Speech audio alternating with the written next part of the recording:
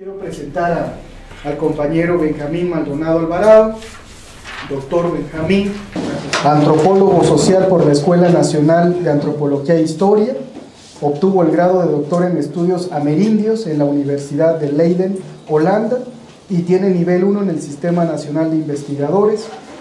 Ha publicado varios libros y artículos sobre etnografía de los pueblos indígenas de Oaxaca y temas como la comunalidad mesoamericana, la educación comunitaria, la geografía simbólica, el anarquismo vagonista, la autonomía y la movilización social de los conocimientos comunitarios.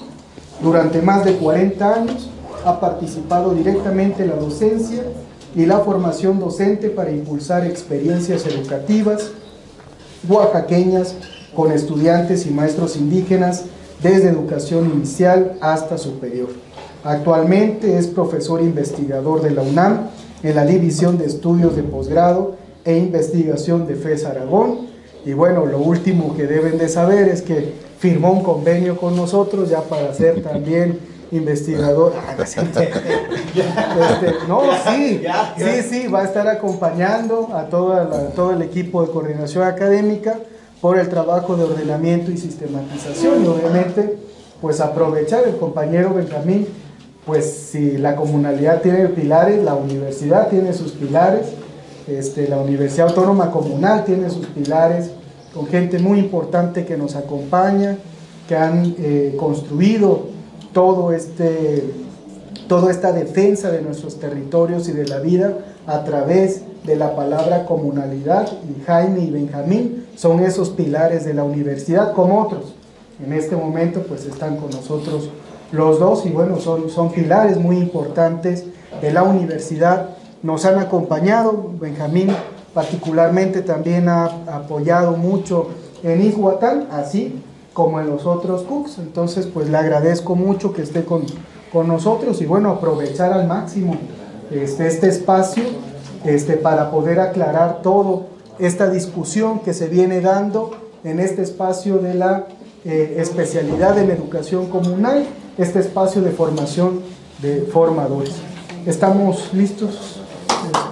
Pues sin más, un aplauso. Comenzamos. Bueno, buenos días. Lo que faltó decir, Akiro, es de que soy egresado del CUC de Matías Romero en la maestría en educación comunal, y lo que voy a exponer es una parte de la tesis, yo no puedo hacer ordenamiento, sino más bien una tesis, y que tiene que ver con la formación docente, y es una plática que es más amplia que la tesis, porque como les voy a explicar, la tesis se reduce a un periodo, al periodo inicial, digamos, de la comunalidad, y bueno, estamos en el periodo más posterior. Bueno, lo que empezaré diciendo es que comunalidad es un concepto y un modo de vida. Es las dos cosas, y las dos cosas son diferentes. Un modo de vida es una forma de vivir, es la forma de vivir de un tipo de sociedad que es comunal. La gente que nace en sociedades comunales vive la comunalidad. Y es al mismo tiempo un concepto. Ese concepto es el que explica ese modo de vivir, el que trata el que sirve, su utilidad principal es explicar el modo de vivir. Y ese concepto, o sea, tenerlo como concepto es fundamental para tener conciencia de lo que se es, conciencia de que se es comunal. No por vivir en una sociedad comunal se es consciente de la comunalidad, ni se tiene idea de la comunalidad. De la misma manera que ninguno de nosotros, por el hecho de ser colonizados, somos conscientes de la colonización automáticamente, ¿no? Si eso fuera, nos hubiéramos descolonizado hace mucho tiempo. Justamente la función del Estado es enajenar el pensamiento, es hacernos ver cosas diferentes y pensar, por ejemplo, que la colonización es un modo de vida razonable, es un buen modo de vida, no es colonización. El concepto de colonización, de colonialismo, nos permite entender la situación en la que vivimos y, por lo tanto, tener una posición frente a ello. Entonces, algo similar pasa con comunalidad, ¿no? Comunalidad es un modo de vida y es un concepto que explica ese modo de vida. Por lo tanto, quienes son originarios de sociedades comunales viven la comunalidad y pueden pensarla a través del concepto de comunalidad. Quienes no somos originarios de sociedades comunales no podemos vivir la comunalidad porque no tenemos dónde vivirla. No somos parte de esa sociedad. En mi caso, por ejemplo, hace 3, 4 generaciones que mi familia, no tengo raíces en ninguna comunidad. Y entonces solo puedo pensar la comunalidad. Y pensar la comunalidad, el hecho de no vivir o no ser parte de una sociedad comunal, no me descalifica para poder pensar la comunalidad, ¿no? Por ejemplo, si una mujer quiere hacer un estudio de la sociedad masculina, de la masculinización, del machismo, no por el hecho de no ser hombre, no va a entender esas características, ¿no? Si cualquiera de nosotros quiere hacer un estudio sobre los judíos, no por el hecho de ser católicos, no vamos a entender el judaísmo, ¿no? Entonces, estamos facultados para hacer ese tipo de observaciones. Entonces, una primera cosa importante es que comunalidad, ese es un concepto y un modo de vida, y unos solamente la podemos pensar, otros la viven y la pueden pensar, la pueden utilizar como un instrumento para entender su propio modo de vida. Y comunalidad es un concepto que se nutre de otros conceptos, no es un concepto que se pueda entender a partir de ese solo concepto. Hay 2 conceptos que están estrechamente ligados al de comunalidad para poder explicar. Uno es identidad y otro es resistencia. Lo que quiere decir que no se puede entender la comunalidad sin ubicarla en un proceso de resistencia. Y no se puede entender la comunalidad si no se le entiende como una función identitaria que tiene que ver con esa característica. Bueno, hay 2 ideas que son centrales, que me quedaron mucho más claras en el desarrollo de la tesis y que las quiero exponer brevemente. Una es que comunalidad es un concepto que únicamente tiene sentido dentro del movimiento social. Comunalidad no sirve desde la academia, no es un concepto útil desde la academia. Solamente tiene sentido desde el movimiento social. Es decir, solamente si acompaña movimientos sociales es que la idea de comunalidad tiene sentido. Si hubiera surgido en la academia, no tiene sentido. Digamos, en la academia surge el concepto de humanismo, el concepto de democracia, esos conceptos que sirven para explicar la sociedad de una manera tan grande que no explican nada. Pero hay otros conceptos que son útiles, así como el de comunalidad. Fue muy útil el concepto de etnocidio para poder entender las características de las relaciones de los estados nacionales con los pueblos originarios. Mientras no existía el concepto de etnocidio, se entendía como genocidio cultural, pero genocidio es matar gente, y no se puede matar gente cultural. O sea, medio se entendía, pero no era el concepto plenamente rico. Lo mismo en el caso de las luchas de género. Solamente cuando aparece el concepto de patriarcado es de que se entiende, se centra la lucha feminista. No es una lucha contra el machismo. El machismo es una característica del patriarcado, pero el patriarcado es un concepto mucho más amplio que permite entender la realidad de manera distinta y es fundamentalmente útil en el movimiento social, aunque también sirve desde la academia, ¿no? La comunalidad es más o menos igual, también sirve desde la academia, pero no tiene sentido. No tiene su sentido. No es un concepto que haya sido creado para entender la realidad desde la academia. Es un concepto creado para entender la realidad desde la intervención en la transformación de esa realidad, o sea, a través del movimiento social. Y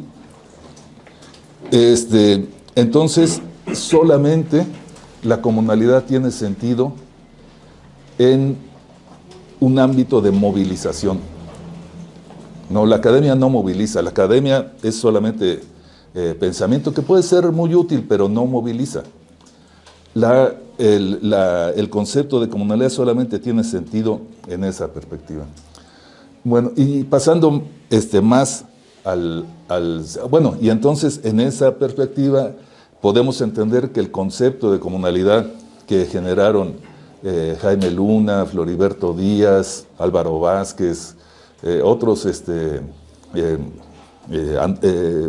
activistas e intelectuales indígenas, no es desde la academia, surge en el movimiento social, surge para entender el movimiento social, específicamente para entender por qué se lucha, qué es lo que es indígena y qué es el sentido de la lucha indígena.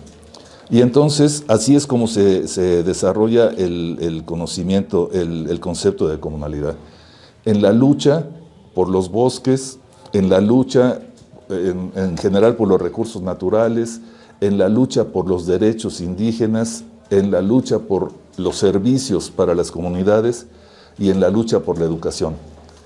O sea, son distintos ámbitos de lucha en los que el concepto de comunalidad se va a desarrollar desde que se creó a principios de los años, bueno, a fines de los 70 o principios de los años 80. Y entonces, la década de los 80 es justamente la década de explosión del movimiento social.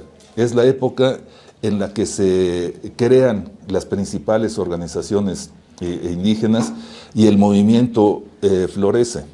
O sea, no solamente las organizaciones de la sierra, las tres que dan la idea de el origen del concepto de comunalidad, sino que a partir de ese concepto se generan los distintos activistas que generan otras organizaciones, se lo llevan a sus organizaciones, como Juan Carlos Beas a la UCISONI, que se crea en 1985, si no me equivoco, o a la UCIRI, que también está cerca de eso. Entonces, el concepto de comunalidad fluye a través de las organizaciones. Servicios del Pueblo Mije se orienta más hacia los derechos, hacia la lengua. Comunalidad, la Fundación Comunalidad, la UNOSCO, todos ellos se orientan más hacia la comunicación y hacia la lucha por los recursos naturales. Y el magisterio se orienta hacia la educación, pero no todo el magisterio, solamente educación indígena. Y no toda educación indígena, solamente algunas partes de educación indígena. Bueno, y entonces así se empieza a desarrollar el concepto de comunalidad, nutriéndose con otras ideas. Y en términos generales, creo, lo que planteo en la tesis es de que podemos ubicar dos momentos, dos periodos en la historia del concepto de comunalidad desde 1980 hasta hoy. Uno, que es el que yo estudio en la tesis, es el que va de 1980 a 1995. Y el segundo es de 1995 para acá. O sea, para mí el año 1995 es fundamental en la historia de la comunalidad, es un parteaguas por varias razones. Una es que durante esos 15 años, durante los primeros 15 años, el concepto de comunalidad se va enriqueciendo, se va fortaleciendo y finalmente logra mostrar la fuerza del concepto de comunalidad justamente en el año 95. En el año 95 el Congreso aprueba la Ley Estatal de Educación en la que el magisterio había logrado incorporar como cuarto principio rector de la educación en Oaxaca la comunalidad. O sea, eso es prueba evidente de la madurez y de la fuerza que tiene el concepto, al grado de que el Estado fue obligado por el magisterio a que se incorporara lo aceptara junto con los otros tres principios, que son los tres principios nacionales,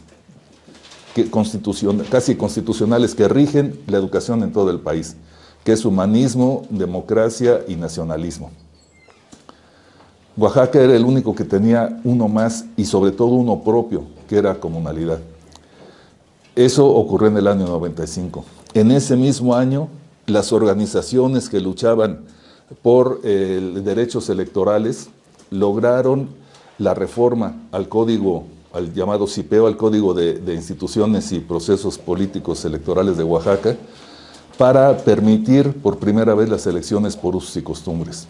Y los municipios reconocidos como municipios de usos y costumbres son los municipios que mostraron vida comunal, o sea, que mostraron fuerza de la asamblea, sistema de cargo sólido, tequio, ayuda mutua, las características fundamentales que podía ver el Estado mexicano para poder decir, este municipio sí es de usos y costumbres. Entonces, en otras palabras, podemos decir que el Estado aceptó como de usos y costumbres a los municipios que demostraron ser comunales. Y de partidos hay otros que simplemente su elección es por partidos, pero que también su forma de vida es comunal, aunque su forma de elección sea por partidos. Y es muy importante ver entonces que el concepto de comunalidad permitía entender la realidad indígena más allá de la lengua. El Estado mexicano siempre ha insistido en que el indígena es el que habla una lengua indígena. Y los que no hablan lengua indígena ya no son indígenas. La comunalidad dice no, indígena es el que vive la vida comunal.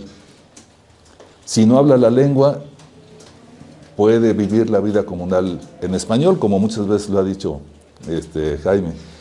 Y entonces, la prueba de eso es de que en 1995, cuando se hace esta votación, 412 de 570 municipios son los que eligen por usos y costumbres. O sea, más del 75%. Y si ve uno las estadísticas de hablantes de lengua, los municipios que en ese año el 50% o más de la población hablaba la lengua indígena era el 30%. Entonces había muchos municipios que ya la lengua indígena no era la lengua fundamental, no era la lengua materna para toda la población, pero que mantenían la vida comunal.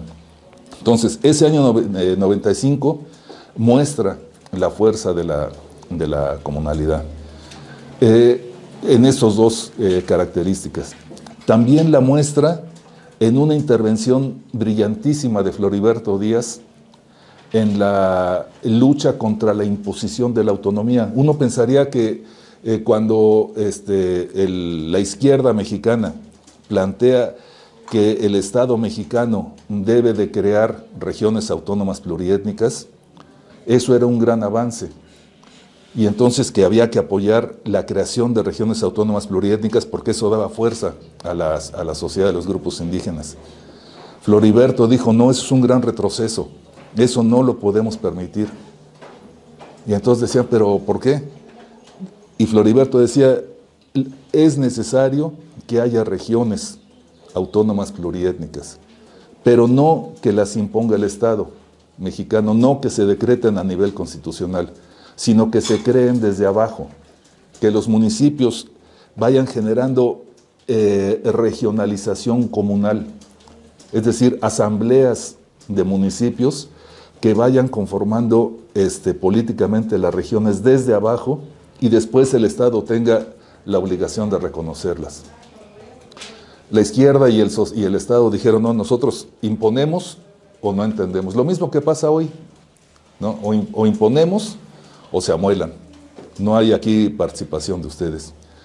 Y finalmente se logró que no prosperara esa propuesta de la izquierda mexicana la izquierda vieja, la izquierda que todavía era más o menos comunista, y en alianza con el Estado mexicano.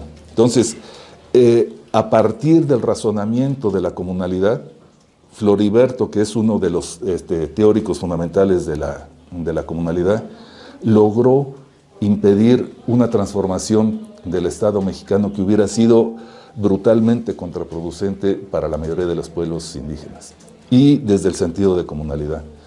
Finalmente, el 95 es un año importante porque un mes después de esa reunión, Floriberto murió en septiembre. Y entonces se inicia otro periodo. Entonces, este periodo es interesante porque el año 95 no se entiende sin la rebelión zapatista. La rebelión zapatista es la que abre muchas puertas, la que abre muchas intenciones y permite que se terminen de consolidar avances en la lucha, como puede ser la ley de educación o la ley de usos y costumbres. Pero no quiere decir que el zapatismo despertó al movimiento indígena. El movimiento indígena venía desde atrás. Si lo pensamos en el caso de la comunalidad y de la educación, habíamos dicho que educación indígena y especialmente un sector de educación indígena eran los que se habían apropiado de la idea de comunalidad desde el principio y le habían dado sus formas y su sentido. Esa organización es la Coalición de Maestros y Promotores Indígenas de Oaxaca, conocida como Jefatura 21 o como Plan Piloto. Esos compañeros que en un inicio en los años 70 eran 300 y hoy son como 1.300, 1.400, distribuidos por todo el estado, han sido realmente los más sólidos y los más audaces en avanzar en el pensamiento de la comunalidad y en generarlo. Ellos crearon una institución en Oaxaca que fue fundamental en la historia de la comunalidad, del concepto, que fue la licenciatura en Antropología Social de la Escuela Nacional de Antropología e Historia, que funcionó de 1982 a 1993, gracias a la gestión de la CEMPI. En ella se formaron varias generaciones de maestros indígenas y después otros maestros, y la escuela fue el ámbito fundamental de expansión de la idea de la comunalidad, gracias principalmente a que Jaime estaba cerca, Floriberto fue maestro, pero a un personaje que es fundamental, que es el lingüista Juan José Rendón. Él es el que durante muchos años, no solamente en la escuela, sino en organizaciones, en comunidades, Yalala, Ichicobi, Juchitán, en muchos lugares, él daba talleres, expandía su idea, que era muy importante para entender la comunalidad, porque él ligaba muy directamente, ubicaba a la comunalidad en la perspectiva de la resistencia. Él era de los que más insistía en que ese era un concepto clave para entender la comunalidad. Entonces, en la Escuela de Antropología se formaron en esa época jóvenes que llegaron a destacar mucho en la historia del desarrollo de la comunalidad en educación. Uno que es el principal, yo creo, es un zapoteco del Valle, de San Juan de la Vía, que se llama Eleazar García Ortega. Otro es, ustedes lo conocen, es Juan Avendaño. Él fue de los que egresó de la Escuela de Antropología de Oaxaca y se formó con Juan José Rendón, con muchos de nosotros. Juan. Bueno, y esa escuela entonces cumplió esa función fundamental entre el año 82 y el año 93. Paralelamente, tuvo un papel fundamental el movimiento de los 500 años de resistencia indígena, negra y popular, que era un movimiento contra la celebración de los 500 años del descubrimiento de América, se decía en el año 92. Entonces, desde 1989 a 1992 se hace un movimiento en el que por primera vez participan se reúnen organizaciones de Oaxaca con organizaciones del país, organizaciones indígenas y con algunas de otros países también durante esos años. Y entonces se hacen varias reuniones en México, en otros países, en los que entre otras cosas, se piensa mucho el concepto de resistencia. Y el concepto de resistencia entonces se ubica en su característica fundamental desde la perspectiva indígena, que es resistencia significa seguir siendo lo que somos. Resistir no significa combatir al capitalismo, no significa combatir al colonialismo. Significa, primero, seguir siendo lo que somos. Organizarnos para seguir siendo lo que somos, seguir hablando la lengua, seguir teniendo las costumbres, avanzar en derechos, o sea, seguir siendo una sociedad comunal y con cultura propia. Bueno, entonces, eso era lo fundamental de la resistencia que se estuvo desarrollando con distintos intelectuales que vivían en Oaxaca, como Juan José Rendón, como Lorenzo Aubague, y que se socializaba en el contexto del movimiento de los 500 años de resistencia. Bueno, llega entonces la rebelión zapatista y entonces este movimiento que venía en el magisterio de educación indígena desde la Escuela de Antropología y paralelamente en el movimiento de los 500 años se junta con como una primera institución orientada hacia lo comunal que se genera en el estado de Oaxaca desde la Escuela de Antropología, que son los museos comunitarios. Los museos comunitarios de Oaxaca son la única institución en América Latina que se rige bajo los principios de la comunalidad y que fomenta el estudio y la difusión de la comunalidad. Y esos museos, que el primero empezó en Santana del Valle en 1986, llegaron a ser muchos. Hoy hay una unión de museos de Oaxaca, la Unión de Museos de Oaxaca fomentó la Unión de Museos de México, y entre las dos crearon la Unión de Museos Comunitarios de América Latina. Entonces, la comunalidad se expandió, encontró su sentido en una institución generada por maestros y estudiantes de la Escuela Nacional de Antropología e Historia en Oaxaca. Y entonces, esa es la historia de la primera parte de la comunalidad. Después de 1995 a la fecha, o sea, durante estos 30 años, en el campo de la educación, la comunalidad ha seguido guiada precisamente por gente que se destacó desde el principio, especialmente, decía yo, Juan José Rendón, pero sobre todo Eleazar García Ortega, porque el maestro Eleazar egresó de la Escuela de Antropología y rápidamente empezó su influencia desde el CEDES.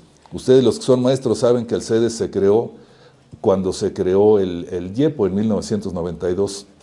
Y uno de los primeros integrantes del CEDES fue Eleazar, y él fue el que influyó más en la propuesta de ley que hizo el Magisterio, de Ley de Educación, se incorporara la comunalidad como principio de la educación en Oaxaca.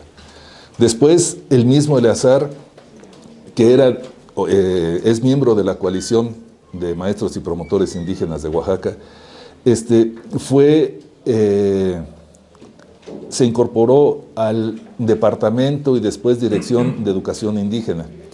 Y él generó algo que fue fundamental, que se llama la Marcha de las Identidades por una Educación Indígena, de las marchas de las identidades étnicas, que generó congresos, que generó muchas cosas. Él fue el ideólogo fundamental.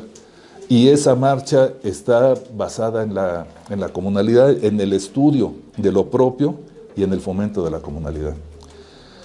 Esa marcha es la que le empieza a sustentar el modelo que se ha llamado de educación comunitaria y que empieza a tener sus primeros impactos casi inmediatamente. La Marcha de las Identidades es del año 98, la ley era del 95. La primera institución oaxaqueña que se logra guiada por la comunalidad como institución educativa es la Escuela Normal Bilingüe Intercultural de Oaxaca, en Tlacochahuaya. Esa que empieza a funcionar en el año 2000, fue diseñada por Eleazar y otros ya maestros sabios en la comunalidad. Y desde entonces la comunalidad ha sido uno de sus motivos fundamentales de trabajo con sus egresados. Eso ocurre en el año 2000. El proceso que se seguía por distintas partes va llevando a la comunalidad a generar distintos modelos educativos.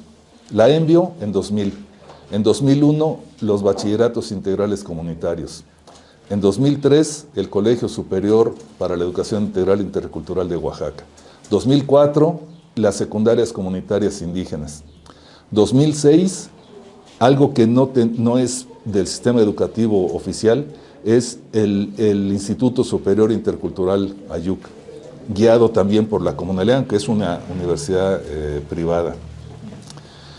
Y se va desarrollando el modelo de educación comunitaria hasta que se convierte en la base del peteo. La educación comunitaria es la base del peteo y la educación comunitaria está sustentada en la comunalidad. Entonces, el peteo tendría que estar pensándose desde la perspectiva de la comunalidad. El problema es de que muchos maestros no lo ven así por una razón que voy a decir nomás rápido, pero que es una historia muy larga. Porque son marxistas y el marxismo no ve ningún valor en lo indígena. Los padres del marxismo así lo veían. Federico Engels decía, bueno, Marx y Engels decían que el motor de la historia son los obreros, son la única clase revolucionaria. Ellos textualmente, sobre todo Engels decía, si los obreros son el motor de la historia, los campesinos son un saco de papas.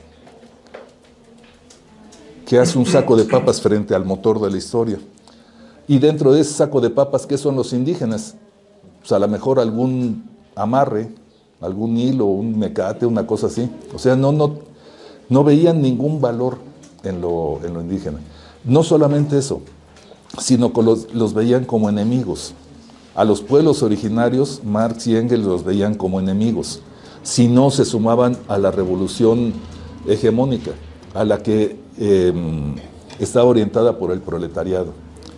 Incluso la opción que daban a los marxistas a los campesinos y en el caso mexicano a los indígenas era que se proletarizaran, que su único posibilidad de hacer algo positivo en la historia era proletarizarse.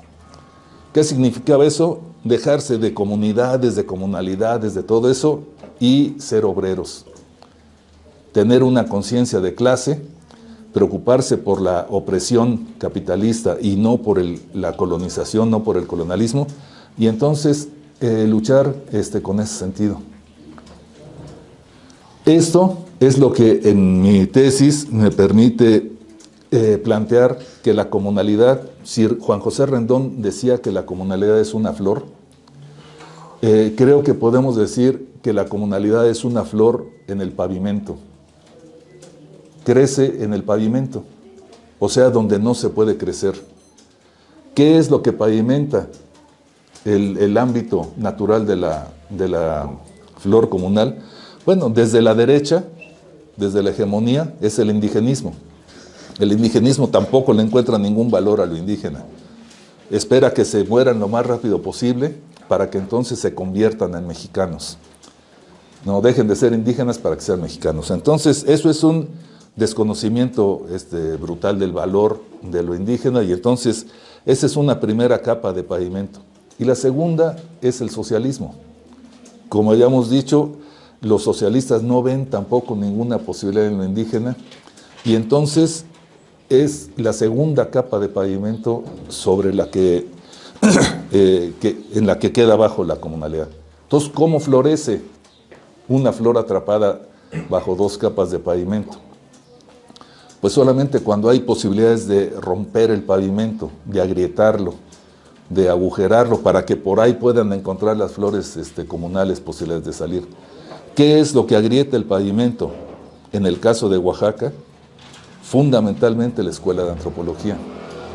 Es el lugar donde el marxismo se domestica, donde se le demuestra a los marxistas que los campesinos y los indígenas no solamente tienen futuro, sino que son el futuro, ¿no? Que la resistencia es justamente encontrar un valor en lo propio para poderlo mantener y vivirlo en libertad en un momento posterior.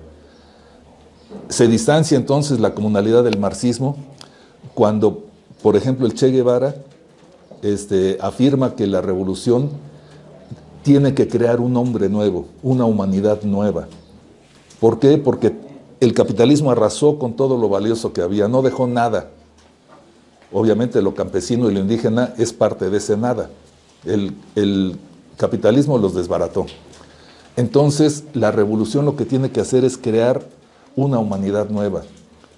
Una humanidad donde no haya ignorantes, textualmente lo decían, donde se puedan comunicar, o sea, que no hablen nomás sus lenguas, donde sea gente que le tenga sentido a la vida, no como los indígenas y campesinos actuales que pululan en las ciudades sin hacer nada, enfermos, desnutridos, etc. Había que reivindicar, reconstruir esas fuerzas sociales, pero solamente si dejaban de ser indígenas y campesinos. Eso era el concepto de hombre nuevo. Entonces, la mayoría de los maestros combativos de la sección 22 piensan de acuerdo a estas ideas. Y en la misma línea marxista, los indígenas, desde tiempos de Marx, son considerados aliados potenciales de la contrarrevolución de la derecha, porque los gobiernos los manipulan, los cooptan, así como el gobierno cooptaba a los indígenas, el gobierno priista cooptaba a los indígenas, los manipulaba. Eso es lo que hacía que la izquierda dijera, es que los indígenas son aliados del gobierno, son aliados de la contrarrevolución, son nuestros enemigos. Algo mucho más profundo de lo que el inútil de López Obrador decía con otras formas. O sea, él era un socialista de rebote, nomás agarrando lo peor del socialismo, lo utilizaba. Y entonces él decía, los indígenas tienen que desarrollarse. Él, como viejo indigenista, lo pensaba. Y como socialista de rebote, decía, si no lo hacen es que son nuestros enemigos, son chairos, ustedes tienen que hacerse de nuestro lado, tienen que ser nuestros aliados, o si no, son nuestros enemigos. Y hacerse aliados es desaparecer, dejar de ser indígenas. Bueno, entonces, en la educación se va desarrollando esa posibilidad de pensar las cosas de manera distinta, de luchar contra la hegemonía, contra ese pavimento, tanto del Estado como de los aliados de la izquierda. No les voy a leer citas, porque esas citas que son horribles de los marxistas están en la tesis. Bueno, para terminar entonces, yo creo que habría que pensar si la UACO es un movimiento social. O sea, decíamos que la comunalidad solamente tiene sentido dentro del movimiento social. Bueno, la pregunta es entonces, ¿la UACO es un movimiento social? Pues no es un movimiento social. La UACO es parte del movimiento social. La UACO, y eso hay que tenerlo muy, muy claro, surge para alimentar el movimiento social. ¿Por qué? Porque es el propio movimiento social el que lo genera. Si revisamos los orígenes de los centros, de los CUC, No estoy seguro que así sea el de Colotepec, pero en realidad esa historia no la conozco, pero de todos los demás, sí estoy seguro que los CUC son generados por organizaciones que trabajaban con las comunidades en distintos ámbitos, de distintas maneras, pero que conformaban un movimiento social dentro de la comunidad. Y entonces la universidad, o sea, tener una licenciatura o tener ahora un CUC, fortalecía el movimiento social. Ese era el objetivo. O sea, el objetivo, el fin, no era la universidad. La universidad, la UACO, es un medio para lograr un fin. Y el fin es el fortalecimiento del movimiento social, el desarrollo del movimiento social, la continuidad. Entonces, eso quiere decir que lugares donde se abrieron los CUC, de lo que se trataba era de que sus egresados alimentaran el movimiento social, no de que simplemente sus egresados tuvieran un título y pudieran tener un mejor nivel de vida dentro o fuera de la comunidad. O sea, el objetivo no es el mismo que cualquier universidad.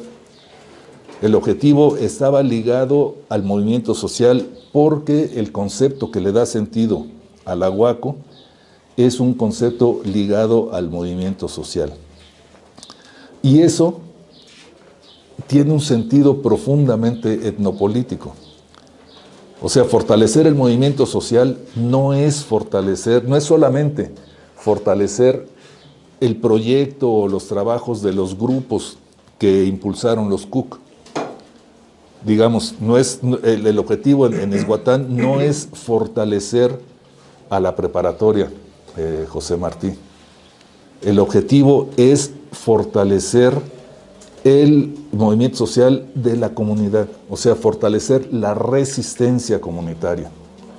Entonces, eso va más allá. El objetivo digamos, de la preparatoria Martí no era tener una preparatoria para estudiantes, sino generar un movimiento social, generar estudiantes conscientes, egresados conscientes que pudieran estar trabajando de distintas maneras con la comunidad, es decir, alimentando el movimiento social.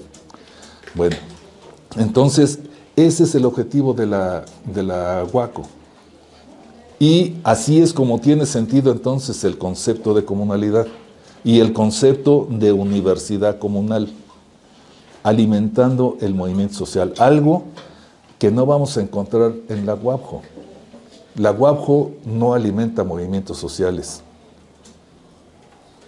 No, las universidades del SUNEO, peor, menos con esa cosa que era el rector, la madre de todos los rectores, que afortunadamente se murió, pero que hizo que las universidades, las 10 universidades del estado de Oaxaca, fueran una cosa lamentable, como la de Islán, la de Mahuatlán, la del Mar, la de la Mixteca. Esas universidades no fomentan movimientos sociales, no surgen de movimientos sociales, por lo tanto no tienen el compromiso de generar movimientos sociales. Ninguna de esas, tampoco la UPN, menos la UPN, tampoco el CIESAS. O sea, si volteamos, no hay instituciones de estudios superiores, salvo esta y algunas privadas, que fomentan el movimiento social, porque están articuladas al movimiento social.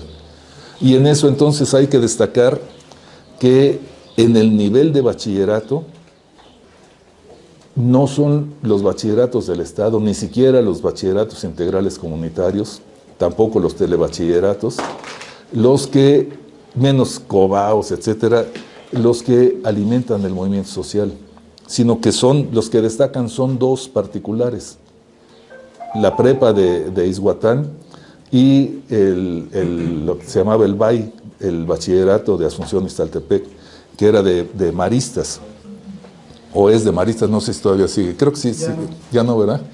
Pero esos eran los que alimentaban esos procesos desde los bachilleratos. Y esto nos dejaba ver una característica que es muy interesante. Desde la educación básica puede impulsar propuestas de educación comunitaria, aunque no las impulse bien, aunque no las entienda, vinculadas con la comunalidad, porque tiene la fuerza contrahegemónica del sindicato, de la sección 22. Es desde la sección 22 que se puede imponer proyectos al Estado. El problema es que la sección 22 no entiende lo indígena y entonces no impone nada a favor de lo indígena, o de lo comunal. Pero es la fuerza de sus docentes la que impulsa esos procesos de educación alternativa.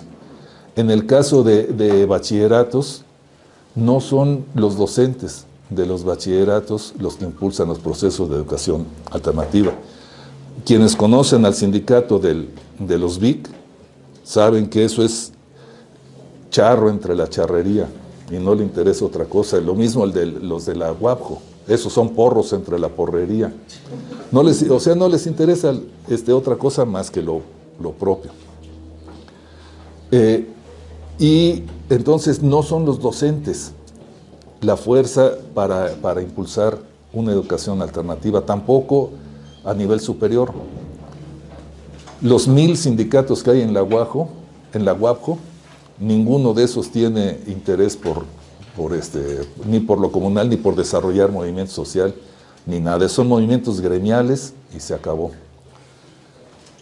Los otros universidades ni sindicato tienen, ¿no? Entonces no son los docentes. En nivel media superior y superior no son los docentes. De manera mayoritaria, solamente la UACO es la única que lo puede hacer. Entonces, la UACO está precisamente sentada en ese proceso que es el de la posibilidad de potenciar el apoyo a las comunidades. Ahora sí, para terminar, lo que quisiera ver es las diferencias que hay en los conceptos de educación en función de lo que hemos estado hablando. Y para eso recurro a la teoría de la reproducción social, ¿no? O sea, dicho de manera rápida, la escuela, o sea, la sociedad capitalista se reproduce a través de la escuela y del sistema educativo organizado por el Estado en torno a la escuela.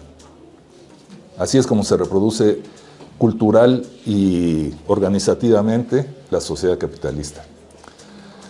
No es la escuela el lugar, la escuela es entonces el lugar donde naturalmente se domina, se expande la dominación, se expande el colonialismo. Por lo tanto, no es el lugar donde se fomenta la comunalidad, ¿no? Nadie va a pensar que las escuelas son el lugar natural donde cualquier tipo de maestro va a fomentar la comunalidad. Si ni siquiera los maestros conscientes la fomentan, mucho menos cualquier maestro. O sea, la escuela no es el espacio de reproducción de la vida comunal. Y escuela también es una universidad, no nomás son las escuelas de educación privada, de educación básica. Entonces, ¿cómo se reproduce la vida comunal? Si la educación es la transmisión de la cultura y de la forma de vida de una generación a otra, y el capitalismo lo hace generando una estructura de dominación a través de la escuela, las sociedades comunales, ¿cómo se reproducen? ¿A través de qué estructura, si no es la escuela? Entonces, lo que encontramos a partir de esa pregunta es que la educación comunal y que permite la reproducción de las sociedades comunales se realiza a partir de instituciones propias de la comunidad. No hay escuelas, no hay una escuela formadora de niños comunales. Entonces, ¿cómo se forman en la comunalidad los niños? Bueno, a través de distintas instituciones. Una es el tequio. Viendo, oyendo, participando en el tequio. Otra es la fiesta. Otra es la banda de música. Otro es el grupo de danza. Otro que en un contexto urbano ardería inmediatamente es la cocina. La cocina es una institución básica de la reproducción de la vida comunal. Es el ámbito, el espacio donde la mujer es poder y muestra toda su capacidad de hacer florecer la comunalidad, tanto de manera cotidiana como de manera festiva, ¿no? Y entonces tendríamos que estar buscando cuáles son las instituciones donde se educa a los niños y jóvenes en la vida comunal. El sistema de cargos obviamente es fundamental. Entonces, eso es algo que los que son nativos de sociedades comunales pueden hacer mucho más fácilmente que los que no somos nativos. Nosotros lo podemos hacer preguntando o imaginando. Ustedes lo pueden hacer sintiendo, sabiendo, recordando cómo fue su formación. Bueno, entonces tenemos la escuela como reproductora de la sociedad capitalista y las instituciones comunales como reproductoras de la vida comunal. ¿Dónde quedan las escuelas alternativas, la UACO, todo eso? O sea, no es una escuela tradicional, tampoco es una institución de la comunidad para reproducir la vida comunal. O sea, nadie va a venir a la UACO a aprender a hacer tequio, ¿no? Eso se aprende en la comunidad, no se aprende aquí, aquí no se aprenden los compromisos, no se aprende a vivir la comunalidad. Entonces, ¿para qué sirven las escuelas alternativas, las escuelas de educación contrahegemónica? Pues para lo que sirven es para fortalecer la vida comunal, para fortalecer las estructuras que reproducen la vida comunal. O sea, las escuelas alternativas funcionan, por ejemplo, las mismas de la sección 22, funcionan muy bien como una forma de ocupar espacios de dominación.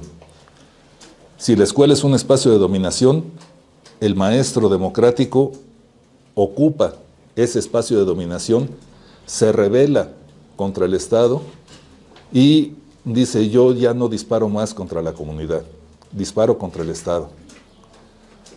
Y tiene éxito en disparar contra el Estado, pero ha fracasado en ya no disparar contra la comunidad. Las armas siguen siendo las mismas y con las mismas armas, o sea, con los mismos planes de estudio, con el mismo sentido epistémico, pum, pum, pum, siguen bombardeando a las comunidades, con la misma idea de lo indígena. Todas esas ideas pobres siguen siendo las que rigen la educación. Pero la función que han cumplido los maestros al ocupar las escuelas es evitar que sean un espacio de reproducción de la dominación. No han logrado que sean un espacio de reproducción o de solidaridad o de fomento de la resistencia. Eso todavía no. Pero cuando menos ya lograron un primer paso. Eso es importante.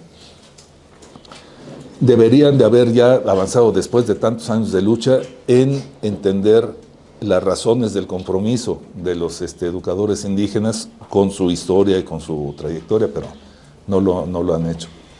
Bueno, entonces, ¿la UACO dónde se para? La UACO está parada en medio de las dos. La UACO es un lugar donde lo mejor que se puede hacer es fortalecer o buscar las formas de fortalecer la vida comunal. Y eso quiere decir, leyendo los conceptos ligados a la comunalidad, quiere decir fortalecer la resistencia. Entonces, los docentes tienen que encontrar la forma no solamente de alimentar la cultura propia, de alimentar la vida comunal, sino también de alimentar la resistencia, sabiendo que se está alimentando la resistencia. Resistir no es un discurso, resistir es un modo de vida, es la comunalidad teniendo un sentido etnopolítico. Entonces, eso es lo que se va a hacer. El principal éxito de la UACO es fortalecer la resistencia. Y porque la UACO es una universidad que solo se entiende en función del movimiento social. Por lo tanto, si la Huaco no es un fin, sino un medio, no debe de preocuparse tanto en darle la forma como si fuera el objetivo final, sino solamente hay que darle la forma necesaria para que pueda cumplir su fin, para que permita cumplir su fin. No es un fin. Si el Estado exige algunas cosas, son cosas que hay que hacer, no para poder seguir existiendo como universidad, sino para que la universidad pueda seguir alimentando procesos organizativos, que pueda seguir alimentando los distintos ámbitos de resistencia de las comunidades. Por lo tanto, la evaluación de las actividades de la Huaco tiene dos ámbitos. Uno, la evaluación de la Huaco como proyecto, y otro, la evaluación de la Huaco como proceso organizativo. Como proyecto, pues es una universidad. Tiene sus estatutos, tiene sus reglas, tiene sus distinta normatividad, y se evalúa en función de lo que se establece que se va a cumplir y que se ha cumplido. Por ejemplo, creo que la base para hacer la evaluación de la institución, del modelo educativo, es el perfil de egreso. Lo que cada licenciatura o maestría pone como perfil de egreso, eso es lo que es el centro de la evaluación. Lo que permite mostrar hacia afuera si el proceso va bien o va mal. Pero ese es el proyecto. Eso es solamente el proyecto, y el proyecto es lo que se muestra hacia el Estado. El proceso se evalúa de otra manera hacia adentro.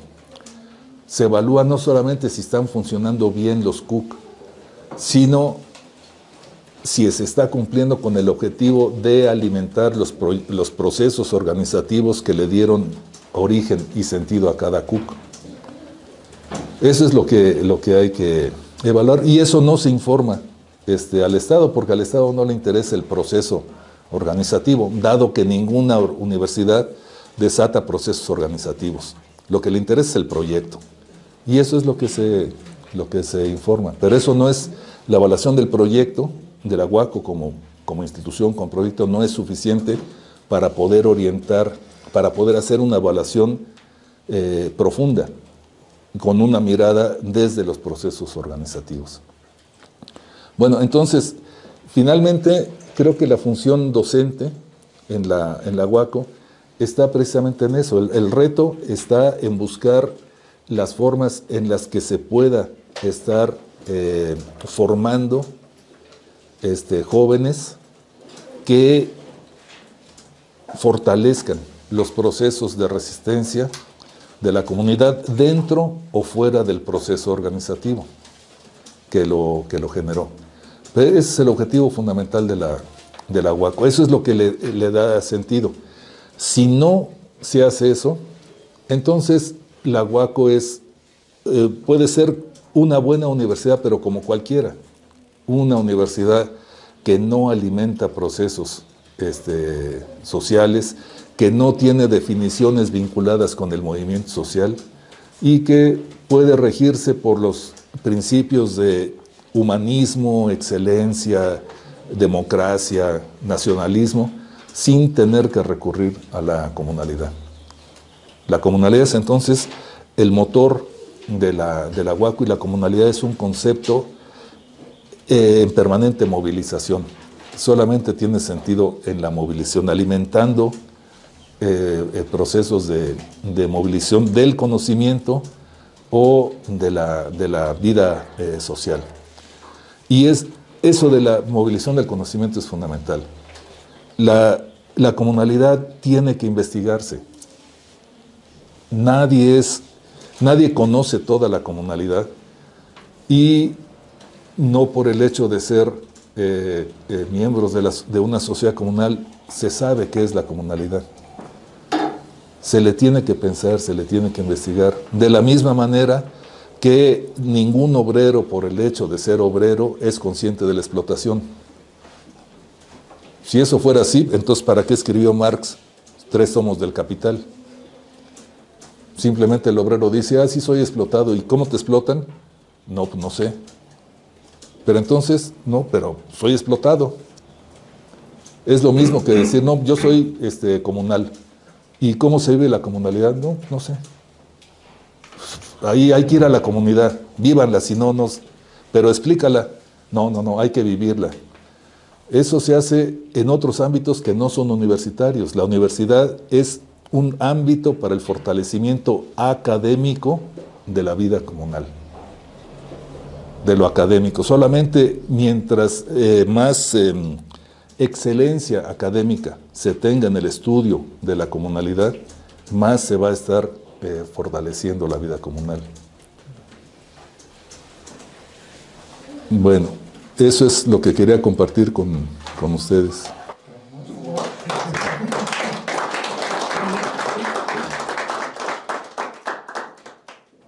Vamos a abrir un espacio ya no es de preguntas y respuestas, ¿no? Ha sido de mentadas y maldiciones. Como acusaciones, reclamaciones, exageraciones.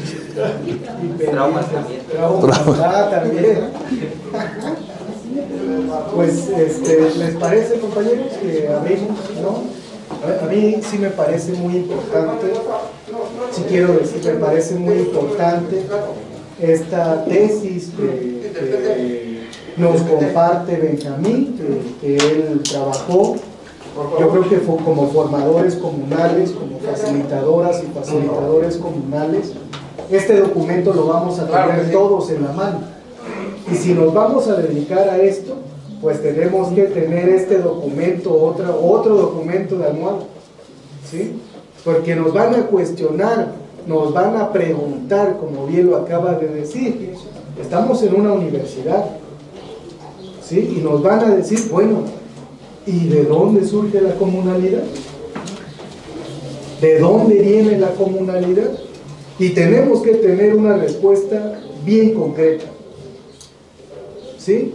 Y entonces esa memoria histórica de la comunalidad la debemos de tener ahí. Y en un segundo momento, ¿no?, toda esta justificación de instituciones educativas que tomaron a la comunalidad para poder construirse, ¿no? Y estamos nosotros ahí, en el último, bueno, en estos tiempos, quién sabe qué otras instituciones comunales vengan a futuro, pero ahorita nosotros somos ese último eslabón, digamos, ¿no?, en donde se pudo cristalizar y concretar todo el proceso ya de una universidad. Porque pues no era lo mismo en el 2015, en el 2010 hablar de la comunalidad.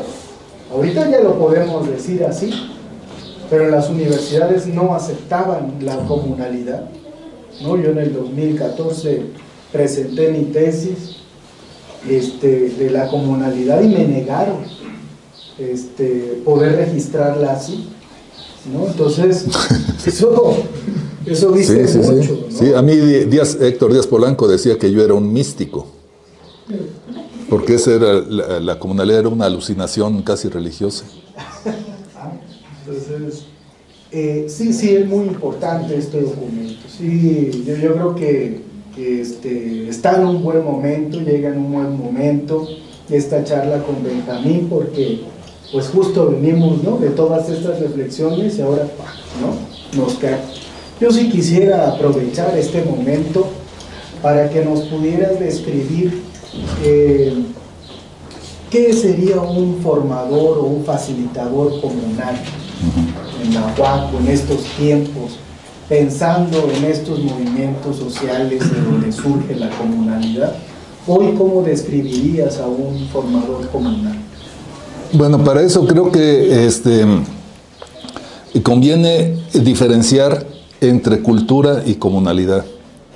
Son dos cosas distintas, relacionadas, pero son dos cosas distintas. La cultura de las comunidades es distinta a la vida comunal de las comunidades, ¿no? si lo vemos, la comunalidad es claramente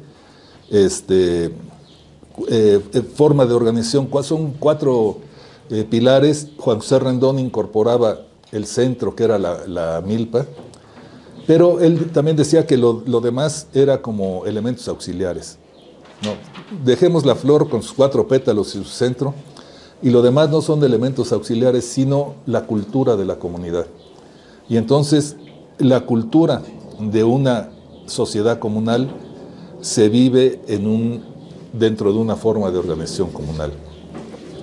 Por eso es que, en mi perspectiva, la comunalidad está compuesta por 3 elementos, que son la forma de organización comunal, que son los 4 pilares, una mentalidad comunal, que es la que le da sentido a la forma de organización, que permite que la gente razone y viva las cosas de manera comunal, y un tercero, que es un espacio, que es la comunidad.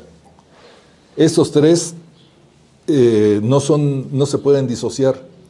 En la perspectiva de la comunalidad mesoamericana, no se puede vivir la comunalidad fuera de la comunidad. ¿No? Los miembros de sociedades comunales que se vienen a vivir a Oaxaca, pues no viven la comunalidad.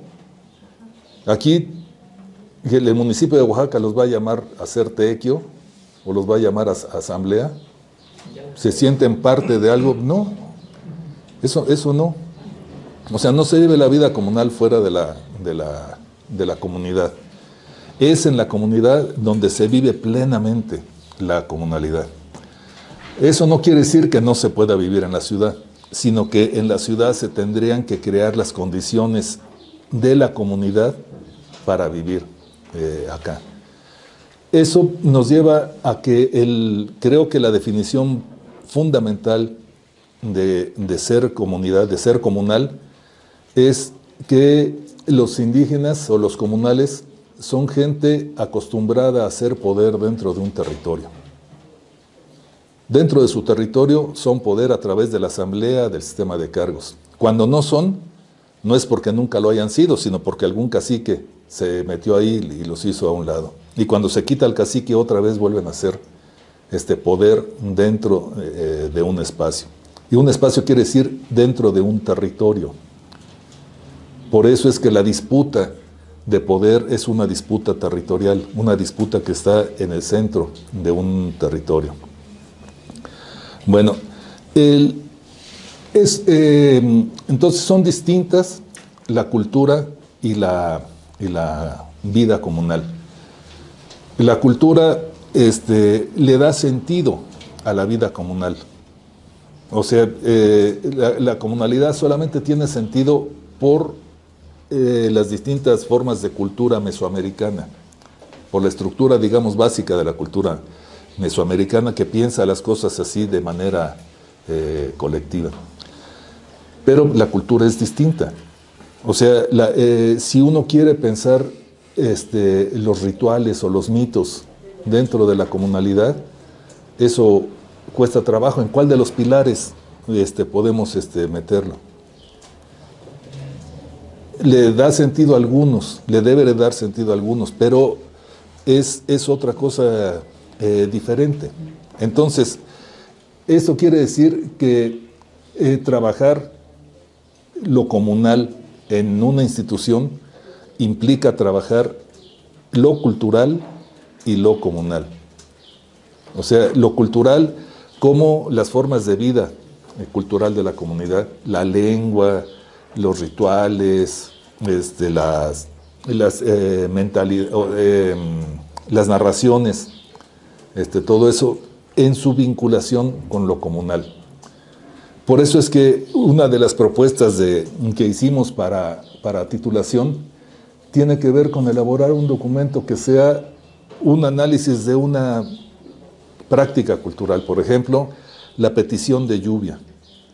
Bueno, ¿cómo se hace en la comunidad la petición de lluvia? Y eso muestra la cultura, ¿no? La religiosidad, qué narraciones son las que explican por qué se tiene que hacer ese día y en ese lugar, qué pasa si se hace mal o si no se hace. O sea, esas narraciones ligadas a una práctica cultural. Y si a eso se le observa desde la práctica de la comunalidad, entonces uno dice, bueno, ¿cómo intervienen las autoridades en ese ritual o no intervienen? ¿Cómo interviene la ayuda mutua? ¿Cómo interviene el tequio? O sea, ¿qué es de lo comunal que interviene en esas prácticas?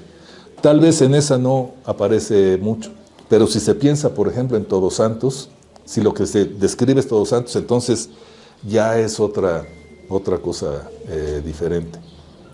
Entonces, eso creo que lo que se tiene que ser consciente es de que son dos cosas distintas, la cultura y lo comunal, pero que están en constante articulación. Entonces, estudiar la cultura tiene mucho sentido, pero vinculada a la comunalidad. Y estudiar lo comunal también tiene mucho sentido, pero vinculado a la cultura. Por ejemplo, cuando pensamos las fiestas, bueno, las fiestas está bien, como una estructura de la comunalidad, pero ¿qué es lo que le da sentido a las fiestas? Las otras prácticas de la comunalidad, por ejemplo, el tequio, la ayuda mutua, la autoridad, etcétera. Pero también la lengua, la música, la danza, ¿qué son las otras cosas que están ligadas? Para que se vea que la vida comunal el modo de vida comunal es un modo de vida complejo. Pero para poder ver su complejidad, hay que separarla. O sea, la función de las instituciones escolares es como la de los laboratorios. No van a reproducir la vida, van a separarla para poder ver las partes. Un médico, por ejemplo, no se queda viendo al paciente para ver qué es lo que tiene. Le manda a hacer radiografías, le manda a hacer análisis de sangre, le hace un montón de estudios y con eso puede tener una idea de lo que tiene la persona. Ninguno de nosotros somos una radiografía, ¿no? Lo que está ahí es una representación de nuestro interior, pero no es lo que somos. Un análisis de sangre tampoco es lo que somos, pero esa separación nos permite ver la cosa, al volverla a unir de una manera más compleja, más especializada. Eso es más o menos lo que tendría que hacer el docente comunal. O sea, llevar lo comunal al aula para poder analizarlo, enriquecerlo y devolverlo a la comunidad enriquecido. Ese es el sentido más profundo.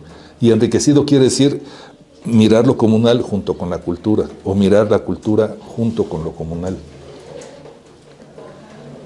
Ese es un trabajo que se puede hacer a partir de investigaciones, que se llamen como se quieran llamar, si no se quiere llamar investigación, pero que sean reconocimientos de la realidad. Entonces yo creo que eso es lo que puede hacer un docente en un contexto comunal. No sé si eso más o menos responde lo que tú querías. Yo estoy confundido. Pero, ¿Mande? Quedé algo confundido. Pero bueno. Justo en torno a eso que mencionan de este trabajo conjunto, del ideal de tener cultura y comunidad o comunidad de cultura, pero hablas de una parte donde cómo regresas eso que dialogaste, que fortaleciste a la comunidad, ¿no? O a lo práctico. Sí. Entonces entiendo que debe haber también una búsqueda constante de estar o de tener una participación en estos procesos, si no, ¿cómo harías ese retorno a esa realidad o a ese proceso? ¿Cómo lo fortalecerías? Entonces entendería yo que junto a estos dos grandes grupos, que es lo cultural y lo comunal, tendría que haber una participación o una inmersión en esos procesos. La estructura del sistema educativo, algo que plantea muy bien el peteo, pero que se hace muy mal, es el análisis crítico de la realidad. No, eso es muy necesario hacerlo. Pero el análisis crítico de la realidad no se hace con niños de preescolar, se hace con padres de familia. ¿No? Entonces, el trabajo del maestro que quiere impulsar el peteo es un trabajo que trasciende el aula, que tiene que ser con la sociedad. sí es que quiere que el análisis crítico de la realidad lleve a la gente a pensar su realidad y ser consciente de su condición y buscar las formas de transformarla. Eso es mucho más claro en la Huaco, ¿no? Si la Huaco tiene ese objetivo de vinculación con el movimiento social, pues el movimiento social no se da en el aula. Tiene vinculación con el aula. Los estudiantes pueden ser parte importante del movimiento social, pero no son todo el movimiento social. El movimiento social es el de la comunidad, el de la región, y entonces allí es donde se debe de estar impactando, o sea, llevando el impacto de la formación de los estudiantes hacia la sociedad. Tal vez no lo lleve el estudiante, no todos los estudiantes podemos garantizar que tengan ese interés de vinculación con la comunidad, pero sí lo tiene que hacer la Huaco, la universidad. Lo que los estudiantes logran hacer, lo que se logra pensar, lo que se logra construir, hay que llevarlo de regreso a la comunidad, ya sea a través del estudiante o a través de formas de vinculación de la propia universidad. Porque eso es lo que alimenta los procesos educativos, ¿no?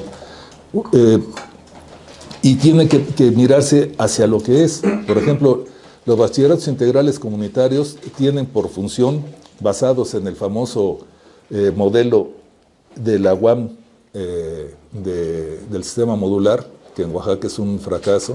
Creo que en la UAM también, pero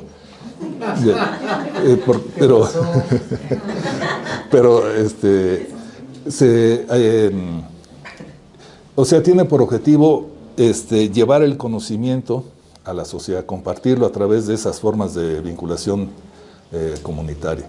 Entonces, era muy interesante que el BIC de La Blanca era un BIC que, en vez de preocuparse por pensar los problemas de la energía eólica, los maestros pensaban en cómo renombrar las calles. Ese era su proyecto de vinculación con la comunidad. O el BIC de Coatlán, que en vez de pensar el proyecto de instalación de una presa y lo que eso significaba, pensaba en la importancia de la cibernética, o sea, de la computarización de la educación a través de las donaciones que iba a hacer la empresa que estaba construyendo la presa. O sea, esas son contradicciones que solamente sistemas que no tienen la mirada clara lo pueden hacer. La Huaco difícilmente lo haría, pero no porque no tenga la mirada equivocada, sino porque tiene que tener la mirada muy bien enfocada en qué es lo que quiere. Posiblemente no sea el mismo enfoque el de todos los centros, de todos los CUC. Cada CUC tiene su propio enfoque, y eso creo que también hay que tomarlo en cuenta, ¿no? En una universidad como esta, lo mejor que puede sucederle al docente es que pueda, o al formador, es que pueda realizarse. Y realizarse quiere decir que sienta que está aportando lo mejor que puede aportar. Si lo mejor que puede aportar tiene poco que ver con la comunalidad, no le hace. Pero el resto tiene que estar enfocado hacia la comunalidad. Por ejemplo, si un docente se siente realizado formando un equipo de básquetbol, bueno, eso es útil para la comunidad, pero su realización no puede estar solamente en eso, sino también estar fomentando el sentido comunal de ser parte del equipo de básquetbol, o de los usos del básquetbol, o de la formación del estudiante. O sea, el docente, a diferencia de otros lugares, tiene que sentirse realizado. Y realizado quiere decir, tiene que sentir que está aportando a lo que debe de aportar. Si lo que cree que debe de aportar es a la formación individual de los estudiantes, pues tal vez está equivocado, pero esa es su formación, es su manera de pensar. Tal vez lo pueda transformar. Pero si a lo que está enfocado es al fortalecimiento de la vida comunal y de lo comunal, por ahí va a avanzar, puede cometer muchas equivocaciones, pero hacia ahí va avanzando. Bien. Está en la lista Chicalpan, Ixtepec, Comitacillo, y cerramos con esas 3 intervenciones, por favor, ABC. Sin perder la línea, porque sí tenía otra pregunta para mí más importante, pero no quiero perder esta línea. Usted dice que tenemos que llevar lo comunal al aula, sí, para realizarlo, para enriquecerlo y devolverlo a la comunalidad. Bien, vayamos en los cargos comunitarios. Los únicos que tienen derecho a cargos comunitarios son los hombres. O sea, hay un escalafón, sí, un topil, comité, encargados de la iglesia, van topando, ya llegaste hasta el límite, ahora sí, puedes ser presidente. Las mujeres no.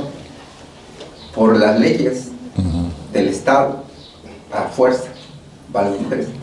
Pero este escalafón que va subiendo impide que una mujer acceda al mando más importante del cabildo. Entonces, estoy entendiendo yo de que este es el asunto que tengo que llevar al análisis, al enriquecerlo, cómo sí, hacer que las mujeres puedan acceder. ¿Sí? Lo mismo sucede cuando están las reuniones, los tequios. Sale, es una práctica maravillosa, ¿no? Pero ahora resulta de que por la influencia del capitalismo, sale, no vino al tequio, multa de 1,000 pesos. O sea, vine a romper el asunto de la comunalidad. sí. Entonces, bueno, es la práctica, así lo hace. ¿Cómo puedo? Entonces tengo que llevar esto al aula, a discutirlo, a analizarlo, ¿no? Para devolverlo de una manera más enriquecida. Sí. Lo mismo, forma más drástica. Le otorga un cargo comunitario por enfermedad, por asunto de religioso o cualquier otra cosa, no lo acepta. Situaciones drásticas, expulsémoslos de la comunidad, decomisemos todas sus propiedades y fuera, no te quiero ver. Entonces, esas son las partes que yo estoy entendiendo, pero ahora me queda esa gran laguna, ¿no? ¿Cómo analizar toda esta parte? Pues, bueno, sí, claro, hay cuestiones de lecturas, lo hemos hecho, pero ¿cómo hacer que estoy hablando con 37 estudiantes en el salón de clase que van a tener esa posibilidad? Va a ser a largo plazo, porque no tengo a todo el pueblo aquí en este análisis, en esa transformación. Sí. Hasta ahí lo dejo nada más. Bueno, yo creo que el asunto está en que si entendemos que la UACO, que cada CUC es la máxima casa de estudios en la comunidad, entonces la tenemos que entender como máxima casa de estudios, como el lugar donde se reúne la gente que quiere entender con la mayor capacidad posible las cosas, sean los docentes de ahí o sea que traigan docentes de otras partes o gente de otras partes, o sea, ser un lugar donde se piense las cosas. Por ejemplo, estos asuntos que está usted diciendo, que se pudiera pensar qué es lo que, o sea, documentar qué es lo que pasa, desde cuándo pasa, qué consecuencias tiene, etcétera. Hacer un análisis y tener una idea de lo que se hace y de lo que las consecuencias.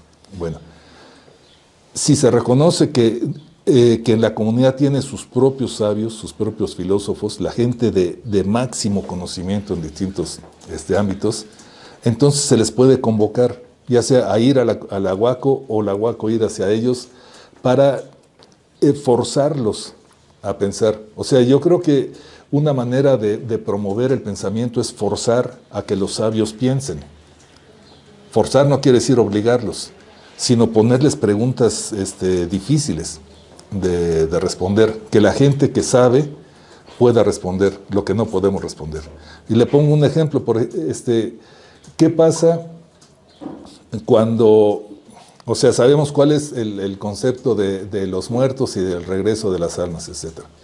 ¿Qué pasa cuando el muerto es incinerado en Chicago? ¿quién puede responder eso? ¿Qué pasa con su alma? ¿Viaja, no viaja? ¿Se puede viajar después de que lo chamuscaron o qué? Eso no, se puede pensar, se puede tener una idea y se puede convocar a la gente que puede pensar sobre eso, obligarlos a pensar esas condiciones anómalas, para que entonces el conocimiento, o sea, no es producir conocimiento en la Huaco y llevarlo, sino que junto la Huaco con la comunidad produzcan el conocimiento que sea necesario. Tanto este tipo de conocimiento cultural como el conocimiento técnico. Por ejemplo, el problema de las eólicas, de la minería, etcétera. Eso se puede hacer de una manera similar. O sea, juntando las dos sabidurías, pero para estar a la altura de la sabiduría local, se tiene que discutir al máximo dentro de la universidad. Que se vea que la universidad no es solamente una institución que pregunta, sino también que genera ideas, que genera sustentos para discusión. Excelente. Martín. Bueno, agradecerle, ¿no, maestro, por las claridades y las coincidencias que vamos encontrando, ¿no? En esta jornada también, y que venga agregando eso. Pues gracias. Y solo nosotros estamos haciendo como un experimento en este asunto de que no estemos solo para pensar en la Huaco, ¿no? O estar leyendo y pensando y discutiendo, sino tratando de recrear un poco la misma comunidad de afuera, con los jóvenes, ¿no? Con una asamblea, le llamamos incluso territorio Huaco, ¿no? Que fue la última forma que se nos ocurrió de decir, vamos a hacer como un experimento aquí en Chiquito, en el territorio Huaco, ¿no? Ese es nuestro territorio, y recreando esos elementos, porque la mayoría que no nacimos en un territorio comunal, y nuestros estudiantes, muchos padecen de eso, que vienen de diferentes partes, tampoco tienen la experiencia de una asamblea, ni de los cargos, ni de la misma organización de una fiesta a la escala como se organiza en una comunidad. Entonces, ese experimento que estoy escuchando y digo, bueno, es una recreación al final de cuentas, ¿no? Porque sí nos está funcionando, porque vemos de que se van haciendo cargo, ¿no? Se van haciendo responsables de su propia educación y de su propia formación, porque de la otra forma nos siguen viendo como una escuela tradicional, nos siguen viendo como que, bueno, pues nos van a dar nuestro papel, y es su obligación esto, es su obligación lo otro, y con el presupuesto que tenemos, obviamente, también ahí vamos negociando eso, ¿no? Que vean de que tampoco está todo servido, ¿no? Sino que ese esfuerzo que se hacía incluso antes en Yenagati nos contaban, no, aquí la escuela se hacía que cada quien llevaba su silla desde su casa, y nos sentábamos para tomar clases en la primaria, ¿no? En la prepa. Y existe ese espíritu en Yenagati, ¿no? Que es una comunidad más pequeña, que sí es regido por sus propios sistemas normativos, y tiene una asamblea grande, fuerte, y defiende su bosque, o sea, ahí es muy fuerte, ¿no? Y aún así los jóvenes tampoco tienen la experiencia, porque los papás como que, ahora sí como mamá gallina de esa generación, ¿no? Que, no, Alex, tú vas a estudiar, tú ya no vas a ver con la comunidad tantas cosas, a menos que un abuelo obligue al nieto a que lo acompañe y empiece a ver los vínculos. Pero nos ha costado mucho encontrar jóvenes, al menos en nuestro contexto, en el Istmo, que tengan ya esa experiencia, ¿no? Entonces estamos intentando recrear, ¿no? Y eso quisiéramos escuchar, ¿no? También sus comentarios al respecto, ¿no? De esa posibilidad, ¿no? Yo creo que eso es muy importante, ¿no? Porque lo que creo que algo que aprende uno mirando Oaxaca, uno que no es de Oaxaca, es de que la historia se hace por generaciones, ¿no? Y entonces lo que una generación no hizo o dejó que se perdiera, no quiere decir que ya se perdió. Viene otra generación que tal vez peor, y entonces sí, ya se acabó la lengua, se acabó la fiesta, no sé. Pero después viene otra generación que dice, no, a mí sí me interesa la lengua, y entonces se pone a estudiar, que son con la generación actual. Muchos de ustedes son hijos o nietos de personas que veían ya desahuciada su comunidad, decir ya la comunalidad no existe, lo indígena es una porquería, ya dejémoslo, pero ustedes le encontraron otro sentido y están formando una generación que va a ir abriendo con más fuerza el camino. O sea, el movimiento social que ustedes están desarrollando es precisamente el de fortalecer lo comunitario. Y encontraron que una forma de fortalecer lo comunitario es fortalecer lo comunal. No, antes de que, por lo que conozco, tal vez no sea tan así, pero por lo que conozco puedo decir que los procesos organizativos de ustedes estaban más orientados por lo comunitario que por la idea específicamente de lo comunal. Y se fueron encontrando con la comunalidad en el camino y entonces eso les nutrió más. Bueno, ese es justamente de lo que se trata, de que a través de ese proceso, el concepto de un proceso de movilización, el concepto de comunalidad sirva para que los niños y jóvenes piensen la vida comunal. Y pensar la vida comunal haciendo experimentos como esta está muy bien. O pensándola más académicamente también está bien. El chiste es de que se movilice el pensamiento en torno a lo comunal en niños y jóvenes. Porque ellos van a ser la siguiente generación. Tal vez no sean todavía la mayoría, pero si se sigue el proceso, la siguiente generación va a ser mayoría. Y las mayorías son las que cambian la vida, no son las minorías, eso ya quedó claro. Precisamente el fracaso de la guerrilla es ese, ¿no? Las minorías no cambian, no transforman la sociedad. Lo que lo transforma es la mayoría. Y entonces la apuesta de las universidades como la UACO es formar a las mayorías. La apuesta del magisterio en Oaxaca de alguna manera es eso. Lo entienden más hacia la opresión, hacia otras cosas que no es lo indígena, pero esa es su apuesta de cualquier manera, formar mayorías. Esa es la apuesta también, por ejemplo, de las mujeres. Nadie puede decir que vivimos ya en una sociedad despatriarcalizada. No. La lucha de las mujeres está formando niñas y niños que van a hacer cada vez más la mayoría que va a impulsar la despatriarcalización de la sociedad. Entonces, dotar de herramientas teóricas, experiencias, todo eso es fundamental. Por último, para cerrar, adelante. Bueno, mi pregunta va en el sentido de que mencionó de un proyecto y un proceso. Ajá. En este espacio se está discutiendo precisamente cómo plantear un modelo curricular, porque lo exige el Estado, para que nos puedan tomar en cuenta como institución, como universidad, pero cómo generar este trabajo donde se tome en cuenta en sí los procesos que se realizan en la forma o modo de vida de las comunidades y que se presenten como proyecto. Si es posible esta construcción, o también tenemos que ser conscientes de que vamos a tener que hacer proyectos para el Estado, sin olvidar que nos debemos sostener desde los procesos para fortalecer estos movimientos, ¿no? Sí. Esa es una pregunta. Y la otra es cómo hacer también esta investigación comunal, le podemos decir, que fortalezca precisamente esta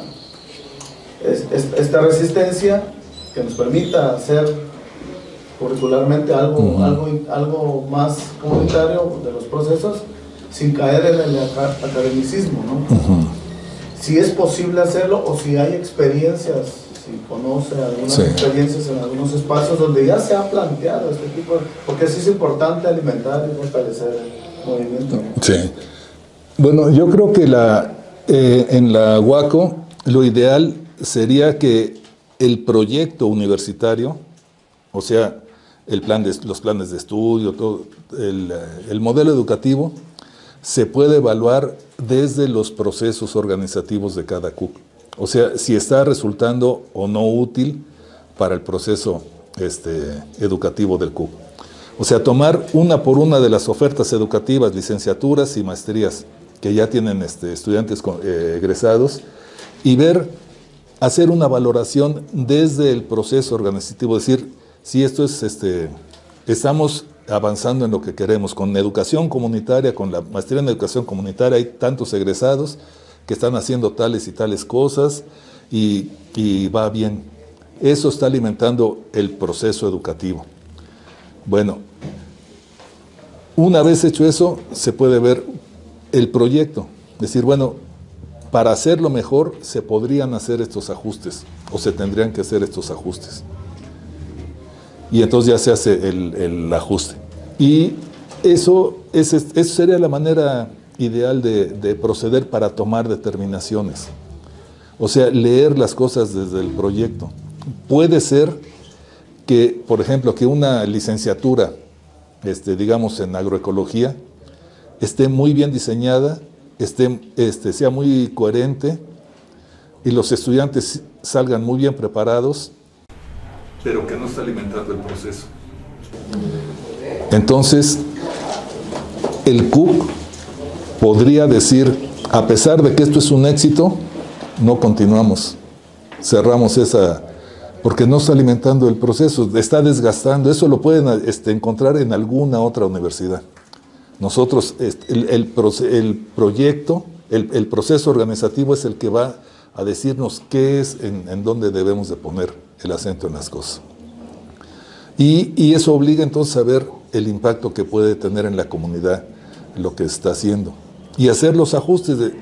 Y yo creo que la manera en poder mostrar ante el Estado, ante la SEP, una evaluación sensata de la UACO sería poder decir tales licenciaturas y tales maestrías están bien, o todas las licenciaturas y maestrías están bien. O sea, lo peor que se puede hacer es decir, bueno, si es que la mitad de nuestras ofertas son equivocadas, entonces las tenemos que corregir, ¿no? Es decir, no solo están bien, sino que si se revisa el perfil de egreso, es muy probable que los resultados sean superiores al perfil de egreso establecido. Entonces, ese es un indicador altísimo de éxito. Es decir, nosotros tenemos estos 5 o 6 puntos de perfil de egreso, pero además ahora, con esta primera generación egresada, añadimos estos 2. Eso es altísimo. Si decimos, no, pues es que nosotros tenemos estos 6 perfiles de egreso, pero de esos no sirvieron más que 1, van a decir, oye, ¿qué clase de planeación es esta? ¿Para qué van a continuar? Eso no tiene mucho sentido. Entonces hay que buscar la forma desde la mirada de lo que es útil para el proceso, decir, queremos que estos y estos licenciaturas o maestrías continúen.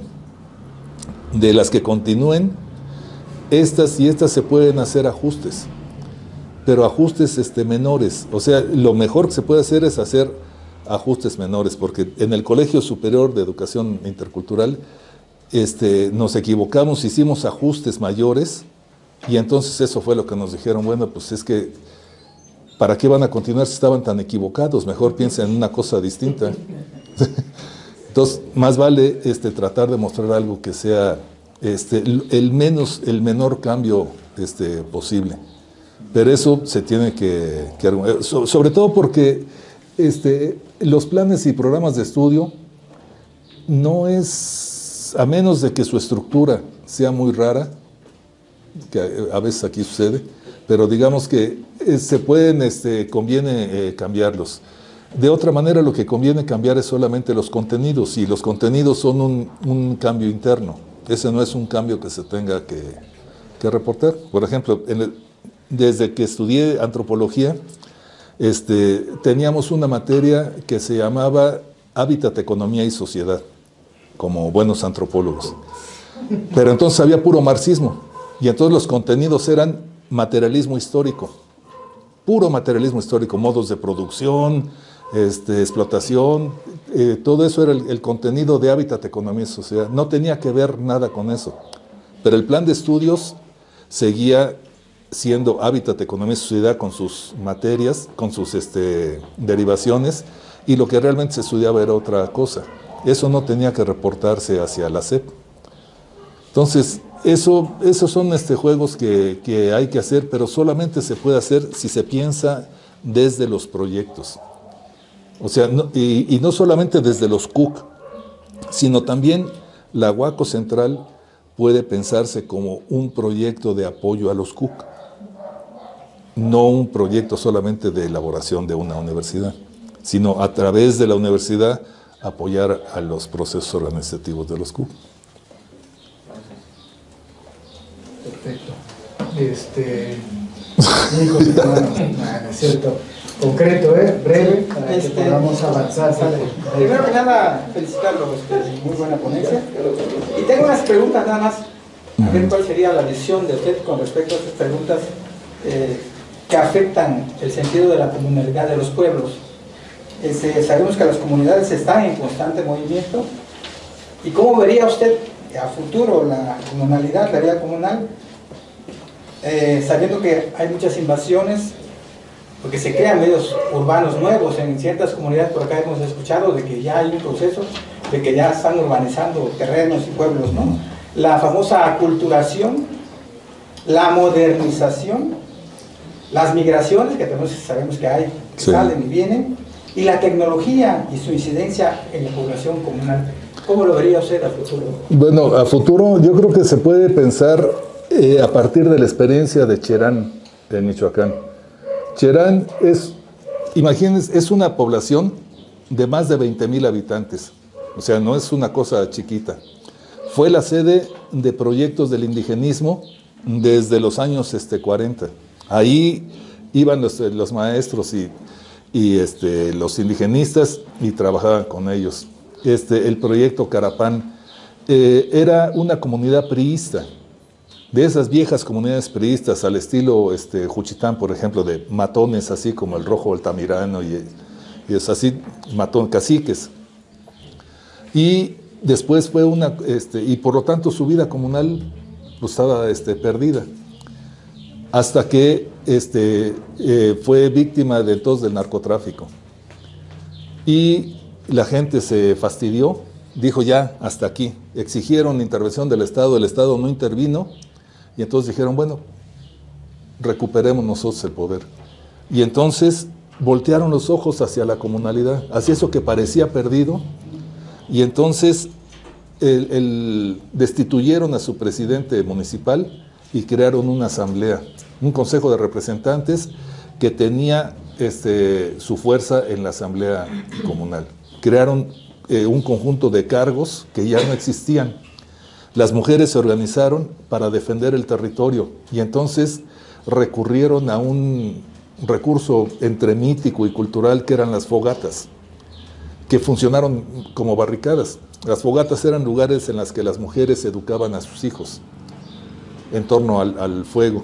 Y entonces utilizaron estas fogatas para ponerse grupos de mujeres en 200 lugares distintos de sus límites, y nomás no pasó ya el narco. Y desde entonces, desde 2012, se redujo la presencia del narco, dejaron de sembrar aguacates en territorios donde tenía que haber o limón, donde había árboles. Prácticamente no ha habido muertos y la lengua se está recuperando. O sea, Cherán era un lugar, por sus mismas características, donde había muchas mujeres y hombres con doctorados, con maestrías, y pues no les interesaba mucho su comunidad. En torno a ese proceso empezaron a regresar, y entonces son los que están alimentando las formas de pensar la educación, la agroecología, todo el conjunto de cosas en un sentido comunal, y se llaman comunales. Y entonces recurrieron a su memoria para poder reactivar su propia vida. En Oaxaca no se ha perdido lo mismo que ya se había perdido en Cherán. Entonces es más fácil todavía consolidarlo, pero consolidarlo no es fácil por un conjunto de divisiones, de formas de entender distintas las cosas.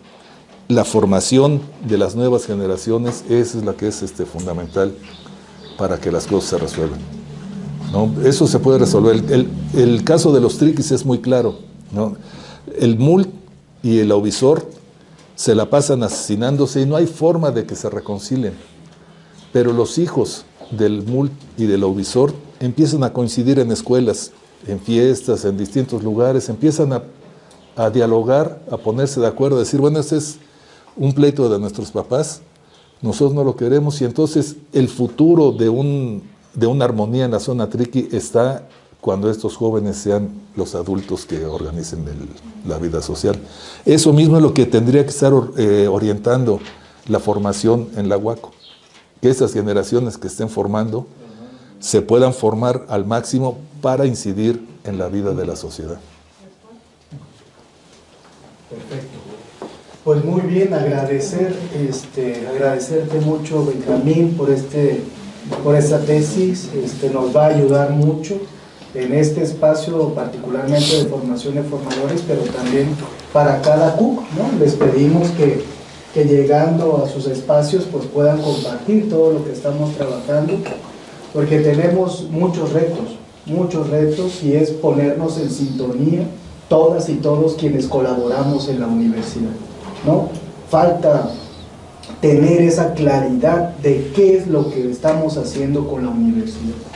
Falta mucha claridad. Entonces, si todos estuviéramos acá y generáramos este diálogo, pues vamos avanzando, ¿no? Pero no es posible. Entonces ahí encargamos mucho de trabajo. Agradecer a Fabiola, Felipe, vienen del Centro Universitario de Matías Romero, en donde pues allá colabora Benjamín como facilitador en el centro universitario, en la maestría, es egresado de esa maestría, y ahora pues va a apoyarnos mucho en la coordinación académica con el ordenamiento, ¿no? Entonces, pues un fuerte aplauso para todos.